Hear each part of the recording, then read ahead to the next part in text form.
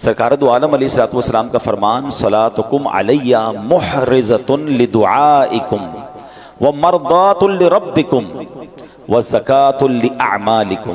اللہ کے نبی فرماتے ہیں تمہارا مجھ پر درود پاک پڑھنا تمہاری دعاؤں کی حفاظت کرنے والا اور تمہارے رب کی رضا کا باعث اور تمہارے اعمال کی پاکیزگی کا سبب ہے۔ ایک درود ہے، اب بلیسنگز اور بینیفٹس کتنے ہیں کہ فرمایا دعاؤں کی حفاظت کرنے والا ہے درود پاک، اللہ کو راضی کرنے والا ہے اور اعمال کی پاکیزگی کا سبب ہے۔ تو پھر کیوں نہ ہم کثرت سے درود پاک پڑھتے رہا کریں۔ برسے گی رحمت شہ ابرار بالیقین، برسے گی رحمت شہ ابرار بالیقین، مٹ جائے گا گناہوں کا کاجل درود پڑھ، عشق نبی میں جھوم کے پڑھتے رہو مدام، گرچہ کوئی کہے تجھے پاگل درود پڑھ، دنیا کی الجھنوں سے ملے گی تجھے نجات، گر چاہیے نجات مسلسل درود پڑھ۔ اللہ کرے کہ درود پاک رمضان میں ایسی ہم پریکٹس کرنے والے ہو جائیں۔ ایک اور حدیث جو تقریباً ہر جمعے کو میں جب یہاں ہوتا ہوں بیان کرتا ہوں کہ اللہ کے نبی علیہ الصلوۃ والسلام فرماتے ہیں، جس کا مضمون ہے جو جمعہ کے دن 200 بار درود پاک پڑھے اس کے 200 برس کے گناہ معاف کر دیے جاتے ہیں۔ تو آئیے مل کر محبت کے ساتھ درود پاک پڑھ لیں۔ صلو علی الحبیب صلی اللہ تعالی علی محمد صلی اللہ علیہ وآلہ وسلم۔ الحمدللہ رمضان کے علاوہ بھی جب ہم جمعے میں یہاں موجود ہوتے ہیں تو ہم قرآن پاک کی کچھ آیتوں کو سنتے ہیں اور ان آیتوں سے ملنے والا میسج سمجھنے کی کوشش کرتے ہیں۔ آج قرآن پاک کا پارہ ہے 11 سورہ یونس، آیت نمبر 87 کی تلاوت سنیں گے اور اس کے تحت کچھ میسج آف قرآن انڈرسٹینڈ کرنے کی کوشش کریں گے۔ اللہ قرآن میں ارشاد فرماتا ہے وَأَوْحَيْنَا إِلَى مُوسَى وَأَخِيهِ أَن تَبَوَّآ لِقَوْمِكُمَا بِمِصْرَ بُيُوتًا وَاجْعَلُوا بُيُوتَكُمْ قِبْلَةً وَأَقِيمُوا الصَّلَاةَ وَبَشِّرِ الْمُؤْمِنِينَ۔ یہ ایک ایسی کمال کی آیت ہے کہ اس آیت میں ہم سب کو اپنے گھر کا انوائرمنٹ کیسا رکھنا ہے وہ گائیڈ کیا گیا ہے۔ آج گھر کی ڈیزائننگ کیسی ہو، گھر کی کلر اسکیم کیسی ہو، گھر کا فرنیچر کیسا ہو، ایمبیانس کیسا ہو، ایلیویشن کیسا ہو، اس پر بہت ڈسکس ہوتی ہے۔ گھر کے اندر ماحول کیسا ہو، گھر والوں کا آپس میں انٹریکشن کیسا ہو، ہماری شریعت ہمارا قرآن ہم سے کیا چاہتا ہے۔ Actually this is today's topic, ٹھیک ہے۔ اب ذرا پہلے اس کا ترجمہ سن لیجئے۔ اللہ قرآن مجید میں ارشاد فرماتا ہے، آسان ترجمہ قرآن کنز العرفان، اور ہم نے موسیٰ اور اس کے بھائی کو وحی بھیجی کہ مصر میں اپنی قوم کے لیے مکانات بناؤ اور اپنے گھروں کو نماز کی جگہ بناؤ اور نماز قائم رکھو اور مسلمانوں کو خوشخبری سناؤ۔ سبحان اللہ۔ تو پتہ چلا کہ یہ قرآن نے جو حضرت موسیٰ علیہ السلام کو اللہ کریم نے جو یوں سمجھیے آرڈر دیا یا اس کی گائیڈ لائن دی، وہ کیا ہے انشاءاللہ اس کو ہم سمجھتے ہیں۔ پہلے ایک بات سمجھ لیجئے کہ اللہ کریم کی ہمارے پاس ہم پر کروڑوں نعمتیں ہیں، ایک اہم ترین نعمت ہمارا گھر بھی ہے۔ گھر چاہے جھوپڑی کی صورت میں ہو، محل ہو یا چھوٹا ہو، بڑا ہو، عالی شان گھر ہو، گھر آخر گھر ہی ہوتا ہے۔ حضرت انس بن مالک رضی اللہ تعالیٰ فرماتے ہیں نبی پاک جب بستر پر تشریف لاتے تو کتنی خوبصورت دعا ہے وہ فرماتے ہیں۔ یہ دعا بھی ہے اور ہم سب کے لیے میسج بھی ہے۔ اللہ کے نبی دعا فرماتے الحمدللہ الذی اطعمنا وسقانا وکفانا وآوانا فکم ممن لا کافی لہ ولا موویا۔ ترجمہ کیا ہے؟ سب تعریف اللہ پاک کے لیے ہیں جس نے ہمیں کھلایا پلایا، ہماری ضرورت پوری فرمائی اور ہمیں ٹھکانہ عطا فرمایا۔ کتنے ایسے ہیں جن کے پاس بقدر کفایت اسباب نہیں، کتنے ایسے ہیں کہ جن کا کوئی گھر نہیں ہے۔ یہ گھر ملنا، بلے آپ کرائے کے گھر میں رہتے ہیں، کہیں بھی رہتے، چھت ہے نا، یہ بہت بڑی نعمت ہے۔ آج بھی کتنے لوگ ہیں جو بے گھر ہیں، فٹ پاتھ پہ سوتے ہیں۔ کیا ہم نے اس بات پر کبھی اللہ کا شکر ادا کیا کہ اللہ تو نے ہمیں گھر دیا ہے، ہمیں بے گھر نہیں بنایا؟ گھر بہت بڑی نعمت ہے۔ کچھ لوگ جو ٹریول کرتے ہیں میری بات جلدی سمجھ جائیں گے، ہم دنیا بھر میں ٹریول کر لیں، آپ پنجاب جائیں، پاکستان کے کسی شہر جائیں یا دنیا میں کہیں ٹریول کریں، جن کو اللہ نے نوازا ہے وہ 5 اسٹار ہوٹل میں رہیں، بہترین گھروں میں رہیں، مگر جو لطف اور سکون اپنے گھر آ کر ایک انسان کی فیلنگ بنتی ہے کہ میں اب اپنے گھر میں ہوں، بے شک وہ گھر چھوٹا سا ہو، چھوٹا سا بستر کیوں نہ ہو۔ وہ کہتے ہیں نا جیسی نیند اپنے بستر پر آتی ہے وہ دنیا میں آپ کو کسی بھی لگژری گھر پہ بھی یا کسی بھی نرم بستر پر نہیں آتی۔ ایسا ہی ہے، یہ نعمت ہے، اپنے گھر میں آ کر بندہ ایک سیکیورٹی فیل کرتا ہے۔ اب ذرا اس بات کو سمجھیے کہ اللہ کریم نے ہم پر احسان کتنے کیے ہیں۔ اس دنیا میں کتنے جانور، موذی کیڑے، سانپ، بچھو، شیر جو انسانوں کو تکلیف پہنچانے والے ہیں، مگر اگر وہ ہمارے گھروں کی طرف، ہمارے محلوں میں آ جائیں تو کتنا بڑا مشکل ہو جائے گی، گھر سے نکلنا مشکل ہو جائے گا نا۔ مگر کوئی تو ہے نا جس نے ان سب کو ہماری آبادیوں سے روک رکھا ہے۔ رائٹ لیفٹ کئی جگہوں پر یہ جانور پائے جاتے ہیں، آس پاس جنگلات ہیں شہروں کے آس پاس، مگر وہ آبادیوں کی طرف نہیں آتے۔ یہ اللہ کریم ہے جس نے ان آفتوں، بلاؤں، ان مشکلوں کو ہمارے گھروں سے، ہماری سوسائٹی سے روکا ہوا ہے۔ ہم اپنے گھروں میں سکون پاتے ہیں، مگر کیا کبھی اس سکون کا شکر ادا کیا ہے؟ نبی پاک کی اس دعا کا ایک جو چھوٹا سا حصہ ہے نا، اس کو بار بار پڑھتے رہا کریں۔ الحمدللہ الذی کفانا و آوانا، مل کر پڑھ لیں، الحمدللہ الذی کفانا و آوانا۔ اس کا معنی کیا ہے؟ تمام تعریفیں اس اللہ کے لیے ہیں جو جس نے ہماری ضروریات پوری فرمائی اور ہمیں ٹھکانہ عطا فرمایا۔ ہم اللہ سے دعا کرتے ہیں اللہ ہمیں اپنے گھر میں اور برکتیں نصیب فرما، ہمارے گھر میں ہماری حفاظت فرما، ہمارے گھر والوں پر رحمت کی نظر فرما۔ اے اللہ دنیا میں ٹھکانہ دیا ہے، جنت میں بھی ٹھکانہ عطا فرما۔ شکر ادا کرو گے نا، کہتے ہیں نا لَإِن شَكَرْتُمْ لَأَزِيدَنَّكُمْ، تم میرا شکر ادا کرو گے میں تمہیں اور عطا کروں گا۔ جو بڑے بڑے گھروں میں رہ کر بھی کچھ لوگ ناشکرے ہیں اور کچھ چھوٹے سے بستر پر سو کر بھی اللہ کا شکر ادا کر رہے ہیں۔ کمال تو یہ ہے نا کہ شکر زبان پر ہو، شکوہ نہیں ہونا چاہیے۔ لیکن میرے پیارے اسلامی بھائیوں، اب جو ٹاپک ہے ایکچولی کہ گھر کے اندر کا ماحول یہ کتنا ضروری ہے، اچھا ہونا، نیک ماحول ہونا۔ نبی پاک کی حدیث ہے سلامت الرجل فی الفتنہ ان یلزم بیتہ، فرمایا فتنوں میں سلامتی کی راہ یہ ہے کہ بندہ اپنے گھر کو لازم پکڑ لے۔ ایک بار نبی پاک علیہ السلام نے فتنوں کا ذکر کیا تو حضرت عقبہ بن عامر رضی اللہ تعالیٰ عنہ نے پوچھا یا رسول اللہ صلی اللہ علیہ وسلم اس وقت نجات کیسے ہوگی جب فتنوں کا دور آ جائے گا، قیامت کے قریب فتنوں کا دور ہوگا؟ تو نبی پاک نے ایک فارمولہ دیا، آقا نے فرمایا املک علیک لسانک، جب فتنے پھیل جائیں تو تین کام کرنا، ٹھیک ہے؟ اپنی زبان کو اپنے قابو میں رکھو، وَلْيَسَعْكَ بَيْتُكَ، تمہارا گھر تمہیں کافی ہو، زیادہ باہر نہ نکلو، گھر کے اندر وقت گزارو۔ پھر فرمایا وَابْكِ عَلَىٰ خَطِيئَتِكَ، اپنی خطاؤں پر آنسو بہاتے رہو۔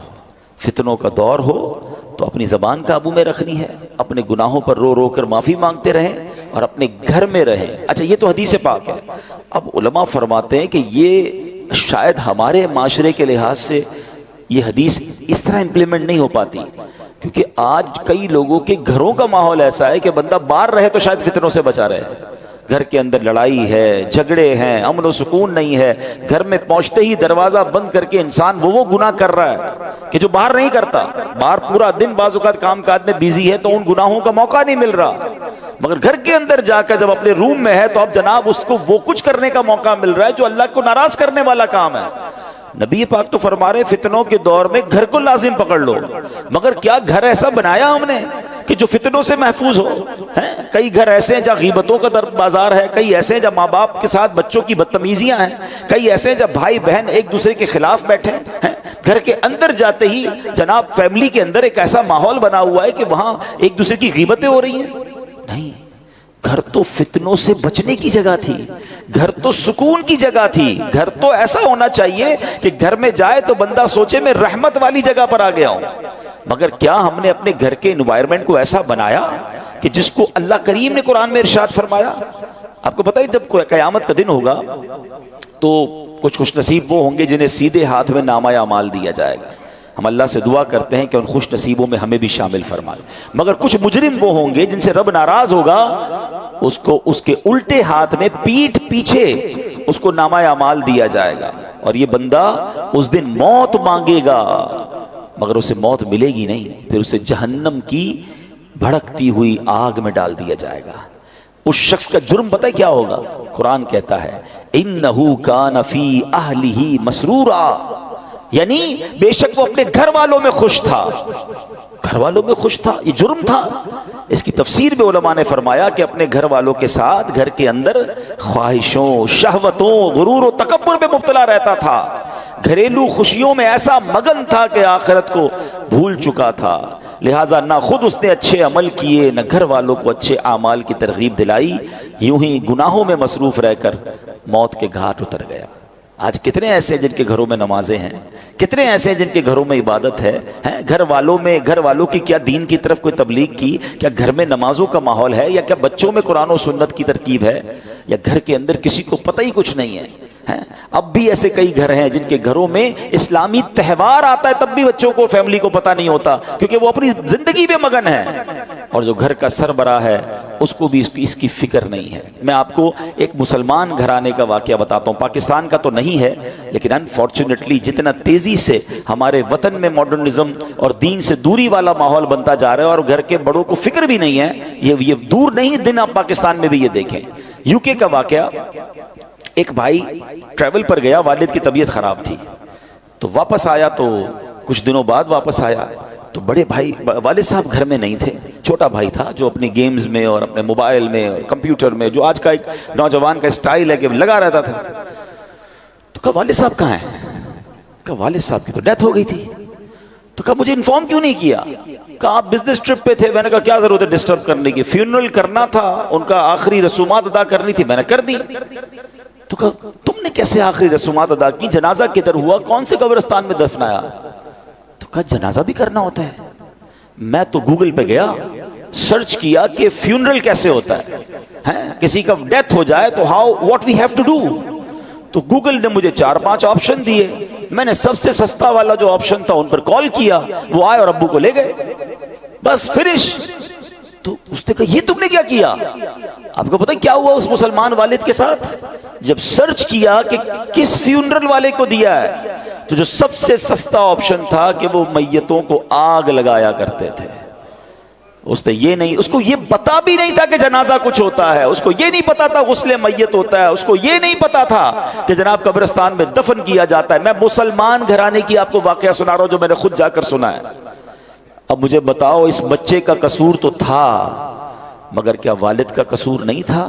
اس کا مطلب والد کسی جنازے میں بیٹے کو لے کر نہیں گیا ہوگا، اس والد نے موت اور قبرستان کے بارے میں، تدفین اور غسل کے بارے میں نہیں بتایا ہوگا۔ ہر چیز بچوں کو دلا دی، مگر نہ سکھایا تو دین نہ سکھایا۔ میں اور آپ دنیا سے جانے والے ہیں، ہم سب نے مرنا ہے، اور اس والد کی قسمت کتنی پیاری ہوگی کہ اس کے مرنے کے بعد اس کی اولاد اس کے لیے دعائے مغفرت کرے، اس کے لیے ایصال ثواب کرے، مگر یہ سکھائیں گے تو کریں گے نا۔ ہمارے بچے تو زندگی میں ہمارے سامنے نماز نہیں پڑھ رہے، ہمیں ٹینشن نہیں ہے۔ میں سچ بتاؤں آپ کو، زندگی میں کچھ کر سکیں یا نہ کر سکیں، اپنے بچوں کو کسی طرح 5 وقت کا نمازی بنا جائیے گا۔ پہلے تو خود بننا پڑے گا نا اس کے لیے۔ والد وہ بچہ دیکھتا ہے ابو رمضان میں نمازیں پڑھتے ہیں، اس کے بعد تو میرے والد بھی جمعے کی پڑھ لے تو بڑی بات ہے، تو بچے کو بھی آپ ایکچولی ہم اپنے بچوں کو پریکٹیکلی پریکٹس کرا رہے ہیں کہ بیٹا نماز تو جمعے کی پڑھنی ہوتی ہے، باقی ضروری نہیں ہے۔ تو آپ سوچیں ہم خود تو دین سے دور کر رہے ہیں، ہم نے گھر میں کون سا ماحول بنایا ہے؟ ورنہ یقین کریں خوش نصیب ہے وہ والد، اگر اس کی اولاد نمازی بن جائے نا، تو آپ کہیں نہ کہیں کہ بیٹا مرنے کے بعد دعا کرنا، وہ دن میں 5 بار باوضو ہو کر قبلہ رو بیٹھ کر اتحیات کے عالم میں کئی بار کیا کہے گا؟ ربنا اغفر لی ولوالدی وللمؤمنین یوم یقوم الحساب۔ ہائے، اور کیا چاہیے اس والد کو قبر میں کہ فجر ہو تو اس کا بیٹا، اس کی بیٹی، اس کے بچے دعا کر رہے ہیں اے اللہ میرے ماں باپ کو بخش دے، ظہر میں دعا کر رہے ہیں، عصر میں دعا کر رہے ہیں، مگر گھر میں نمازوں کا ماحول ہی نہیں ہے۔ عید کی نماز پڑھ لی تو پڑھ لی، اب تو جمعے کی نماز بھی لوگوں کی سنا ہے قضا ہونے لگ گئی ہے۔ nobody have tension، اپنے لیے بھی ٹینشن نہیں ہے، بچوں کے لیے بھی نہیں ہے۔ قرآن کی یہ آیت پکار کر کہہ رہی ہے کہ گھر بناؤ اور اس گھر میں نمازوں کا اہتمام کرو۔ خدا را اپنے گھر کے ماحول پر توجہ دیجیے، یہ سرمایہ ہے، یہ اولاد، یہ فیملی، یہ گھر، یہ ہمارا پھل ہے۔ اگر گھر میں قرآن و حدیث اور نمازوں کا معاملہ ہوگا تو سبحان اللہ۔ اے میرے پیارے اسلامی بھائیوں، قرآن نے کیا کہا؟ وَأَوْحَيْنَا إِلَىٰ مُوسَىٰ وَأَخِيهِ، ہم نے موسیٰ اور اس کے بھائی کو وحی بھیجی، أَن تَبَوَّآ لِقَوْمِكَ بِمِصْرَ بُيُوتًا، کہ مصر میں اپنی قوم کے لیے مکانات بناؤ۔ نوٹ اونلی مکانات، ڈیفنس میں گھر ہونا چاہیے، فلاں سوسائٹی میں گھر ہونا چاہیے، یہاں تک تو ہماری پلاننگ ہے کہ گھر اچھا ہو، بیوٹیفل سوسائٹی میں ہو، آگے قرآن کہتا ہے وَجْعَلُوا بُيُوتَكُمْ قِبْلَةً وَأَقِيمُوا الصَّلَاةَ، اور اپنے گھروں کو نماز کی جگہ بناؤ اور نماز قائم رکھو. اور جو یہ کرتا ہے اس کو کیا ملے گا؟ وَبَشِّرِ الْمُؤْمِنِينَ، قرآن کہتا ہے مسلمانوں کو خوشخبری سناؤ. خوشخبری ملنی ہے، رحمتیں ملنی ہیں، عافیتیں ملنی ہیں اگر گھر میں نمازیں ہیں. اے میرے پیارے اسلامی بھائیوں، اللہ کے پیارے حبیب علیہ السلام فرماتے ہیں اجعلوا فی بیوتکم من صلاتکم ولا تتخذوها قبورا، فرمایا کچھ نماز گھر میں بھی پڑھا کرو، گھروں کو قبرستان نہ بنا دو. اس کا مطلب بیوٹیفل ہاؤس ہے، ایکسٹرا ایمبیانس ہے، شاندار فرنیچر ہے، سب کچھ ہے میرے اور آپ کے گھر میں، سٹینڈ بائی جنریٹرز ہیں، اور اگر نماز نہیں ہے نا تو وہ گھر قبرستان ہے. ہم سمجھ رہے ہیں اتنا لگزری گھر کو قبرستان، نبی پاک فرما رہے ہیں کہ گھر میں نمازیں پڑھو. یہ مردوں کے لیے تو یہی حکم ہوگا کہ مسجد میں آ کے پڑھیں، مگر کچھ نوافل گھر میں بھی پڑھیں، کبھی شراق چاش پڑھیں، کبھی تہجد پڑھیں، کبھی دیگر نماز کے نوافل پڑھیں. مگر خواتین گھر کی، بچے، یعنی گھر میں اللہ کرے ایسا ماحول ہو کہ جب نمازوں کا وقت آئے تو ایک کمرے سے تلاوت کی آواز آ رہی ہو، کہیں سے نمازوں کی پتہ چل رہا ہو. ماشاءاللہ کتنے خوش نصیب ہیں وہ لوگ جو گھر جاتے ہو تو گھر والے نمازیں پڑھ رہے ہیں. ابھی ہوگا یہ ماحول. Why I took this topic کہ ابھی ماشاءاللہ کئی گھروں میں یہ ماحول بن چکا ہوگا کہ چلے کچھ نمازیں ہو رہی ہوں گی، کچھ گھر میں تلاوت بھی ہو رہی ہوگی، but let's continue. ایسا نہیں فرمایا نبی پاک نے کہ سال میں ایک بار نمازیں پڑھو، فرمایا اپنے گھر کو قبرستان نہ بناؤ، اس میں نمازیں پڑھو. اے میرے پیارے اسلامی بھائیوں، ایک اور جگہ پیارے آقا فرماتے ہیں اقرموا بیوتکم ببعد صلاتکم، یعنی کچھ نمازوں کے ذریعے اپنے گھروں کی عزت بڑھاؤ. آپ چاہتے ہیں نا گھر کی عزت بڑھے، آئے ہے جس گھر میں نمازیں ہوتی ہیں نبی پاک نے فرما دیا تو حق ہے اس گھر کی پورے محلے میں عزت ہو جائے گی. آج بھی دیکھیں علماء کے گھر، امام صاحبان کے گھر لوگ دعا کروانے آتے ہیں، گھر میں نمازیں ہو رہی ہیں نا، عبادت ہو رہی ہے، اللہ اس گھر کو ممتاز کر دیتا ہے. ہم سمجھتے ہیں ایکسٹرا لائٹ لگاؤں گا، ذرا خوبصورت ایلیویشن کروں گا، ذرا ہٹ کے ڈیزائننگ کروں گا تو وہ سب سے مشہور ہو جائے گا. نہیں، عزت دینے والا رب ہے، اور اللہ کے سب سے معزز بندے ہیں. اللہ کی مخلوق میں سب سے بڑھ کر عزت والے کون ہیں؟ ہمارے آقا علیہ الصلوۃ والسلام. وہ فرما رہے ہیں کہ کچھ نمازوں کے ذریعے اپنے گھروں کی عزت بڑھاؤ. نماز کے بارے میں ایک اور حدیث سنو، الصلاۃ عماد الدین، نماز دین کا ستون ہے. مجھے بتائیں نا، ہمارے گھر کے پلر نکال دیں تو گھر تو گر جانا ہے نا. یہ تو ایمان کا پلر ہے، مگر اس کی فکر نہیں ہے. تو اے میرے پیارے اسلامی بھائیوں، ہمیں اپنے گھروں کے ماحول کو اچھا کرنا ہے. اپنے بچوں کی تربیت کی فکر کیجیے، انہیں وقت دیجیے. آج کل جو ماحول ہے، میں اشارہ کر کے گزر جاؤں گا، ہر تھوڑے دنوں بعد آپ کو سوشل میڈیا پر نیوزز مل رہی ہیں، الیکٹرانک پرنٹ میڈیا میں نیوز ملتی ہیں کہ فلاں بچے نے فلاں کام کر دیا، فلاں نے فلاں کو قتل کر دیا، فلاں نے فلاں کو جلا دیا، فلاں اسکینڈل میں پکڑا گیا، فلاں جناب منشیات میں معاملات میں آ گیا، فلاں ڈرگز کا کام کر رہا ہے، فلاں کمپیوٹر پہ بیٹھ کے کیا کچھ کر رہا ہے، اسکیمز کر رہا ہے. یہ ہمارے علاقے میں، ہمارے شہروں میں، ہمارے ملکوں میں ہو رہا ہے نا. ہم کیوں انتظار کر رہے ہیں کہ یہ آگ میرے گھر میں جب آئے گی پھر غور کروں گا؟ اس سے اندازہ کیجئے، یہ سمٹمز ہوتے ہیں، یہ اشارے ہوتے ہیں کہ معاشرہ کدھر جا رہا ہے. ماں باپ کو فکر نہیں کہ بچے گھر میں کیا کر رہے ہیں. اتنی دوری مت رکھیں اپنی فیملی کے ساتھ. یاد رکھیے، کوئی بڑا ڈیزاسٹر ہو اس سے پہلے آنکھیں کھولیے نا. ہماری بچی کہاں جا رہی ہے، ہمارا بیٹا کہاں جا رہا ہے، وہ کس سے مل رہا ہے، کوئی فکر نہیں ہے. وہ کہتے ہیں نا اپنے بچوں کے تم دوست بن جاؤ اس سے پہلے کہ کوئی ایسا دوست بن جائے جو اس کی آخرت اور دین اور دنیا سب برباد کر دے. بہت برا حال ہے. پلیز تھوڑا وقت دیجیے.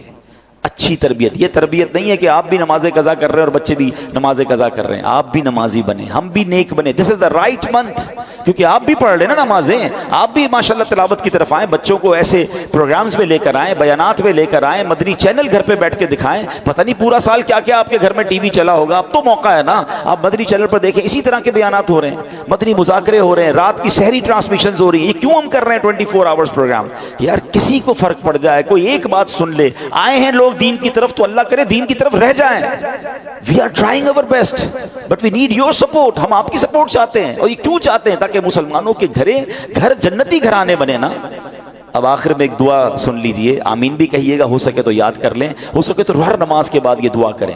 اللہم ربنا ہب لنا من ازواجنا وذریاتنا قرۃ اعین واجعلنا للمتقین اماما. آمین. نبی پاک یہ دعا کرتے تھے۔ اس کا مفہوم کیا ہے؟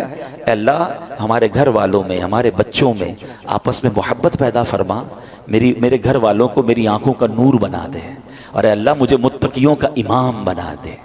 ہیں تو اپنے بچوں کے لیے، اپنی فیملی کے لیے دعا بھی کریں، لیکن یہ سب چیزیں بدلیں گی کیسے؟ جب ہم بدلیں گے، ہم اچھے ماحول میں آئیں گے۔ میں آپ کو آفر کرتا ہوں، دعوت اسلامی مردوں کے لیے اجتماع الگ کرتی ہے، خواتین کے لیے اجتماع الگ ہیں، بچوں کے لیے مدرسے الگ ہیں، اسکولز اسلامک الگ ہیں، انسٹیٹیوٹس الگ ہیں۔ ہم اگر بدلنا چاہتے ہیں اور فیملی کو بدلنا چاہتے ہیں اور اپنے بچوں کو اپنی مغفرت کا ذریعہ بنانا چاہتے ہیں، دیر از اے وے۔ آئیے اس ماحول سے وابستہ ہو جائیں۔ اللہ پاک ہم سب کے گھرانوں کو جنتی گھرانہ بنا دے۔ اس کو پلیز سیریس لیجئے گا، اس مہینے کو اپنے بچوں سے، اپنی فیملی سے اچھے کنیکشن کا وقت دیجئے گا، اور انہیں کسی طرح دین کی طرف آہستہ آہستہ لانے کی کوشش کریں۔ سختی نہیں کرنی ہے، پیار محبت سے جو ایک انداز ہے اچھے انداز سے کیجئے۔ انشاءاللہ اللہ کرے گا وہ دن آئیں گے کہ یہ بچے، یہ فیملی، یہ ہمارا گھر ہم سب کی آنکھوں کا نور اور حقیقی گھر بن جائے گا، کہ جس کو نبی پاک نے فرمایا کہ گھروں میں نمازیں ہوں، گھروں میں عبادت ہو، گھروں میں تلاوت ہو۔ اللہ ہمارے گھرانوں کو ایسا گھرانہ بنا دے۔ الحمدللہ ایسی پیاری باتیں دعوت اسلامی کے ماحول میں سکھائی جاتی ہیں۔ یہ مہینہ ماہ سخاوت بھی ہے، اس مہینے میں اللہ کی راہ میں خوب خرچ کیجئے۔ سب سے پہلے تو اپنے غریب رشتہ داروں پر خرچ کیجئے، اپنے غریب ملازمین پر خرچ کیجئے، لوگ واقعی بہت پریشان ہیں، ان کی ہیلپ کیجئے، اور یہ ذہن میں بٹھا لیجئے کہ اللہ کی راہ میں خرچ کرنے سے مال کم نہیں ہوتا۔ اور یہ میں نہیں کہہ رہا، نبی پاک نے قسم اٹھا کر فرمایا کہ میں قسم کھا کر کہتا ہوں اللہ کی راہ میں خرچ کرنے سے مال کم نہیں ہوگا۔ زکوٰۃ اگر وقت آ گیا ہے تو پوری ادا کریں، اور زکوٰۃ کے علاوہ بھی خرچ کریں۔ میں ایک بزنس مین سے ملا، بڑا کمال کا جملہ انہوں نے کہا کہ بھائی زکوٰۃ تو میں نے دینی ہے، اس میں میرا کیا کمال ہے، یہ تو میری ڈیوٹی ہے، فرض ہے مجھ پر۔